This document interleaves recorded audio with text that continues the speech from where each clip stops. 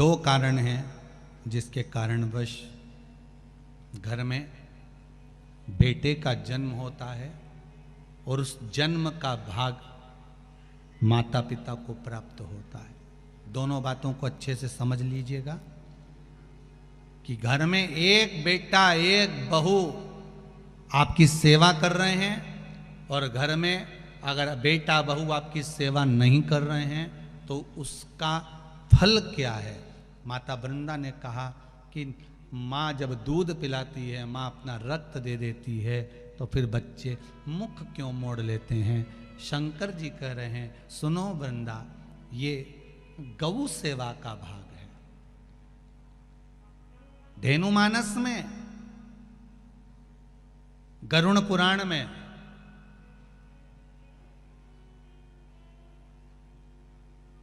विष्णु संहिता में सुंदर बात कही गई है। यदि आपने गौ माता को रोटी दी है, प्रेम से सहलाया है, ताजा भोजन जानते हो, घर में रोटी बनी, पहली रोटी किसकी बनती है? गाय की। रोटी बनी, सबके जीमने से पहले रोटी गाय को दी है और मान लो वही रोटी फ्रिज पे रख दी, फिर डब्बे पे पड़ी रही, सब ने जीम लिया, तब पन्नी में पॉलीथिन में टंगी रही। शाम को 4-5 बजे गाय आई, तब उसके मुंह में रोटी जब ठंडी कल्ली बासी सब हो गई, तब उसके मुंह में दी। उसका फल और ताजी रोटी का फल जरा ध्यान से देख लीजिएगा, समझना इस कथा को बहुत ध्यान से। पूर्व के प्रारब्ध के अनुसार हमारे बच्चों का जन्म होता है वृंदा, पूर्व के प्रारब्ध के अनुसार हमें हमारी संतान प्राप्त होती है।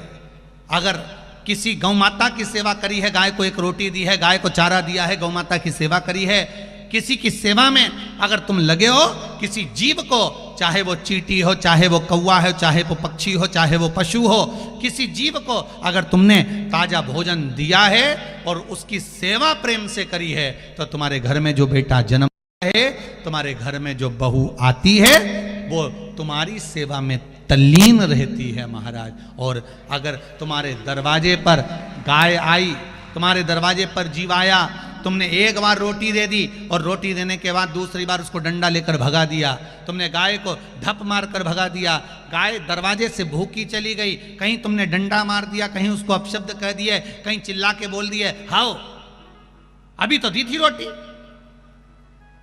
फिर आ गई, अब मत दे, क्या मना कर रही हूं ना, अंदर रख दे छोरा, बार बार रोटी देगा क्या, अभी दी तो थी।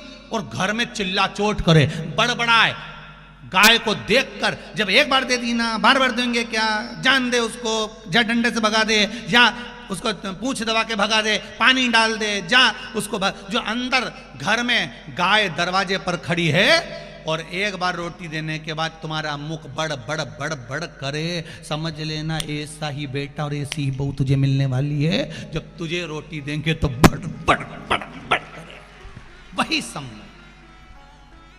इसलिए होशियार हो जाओ खरगोन।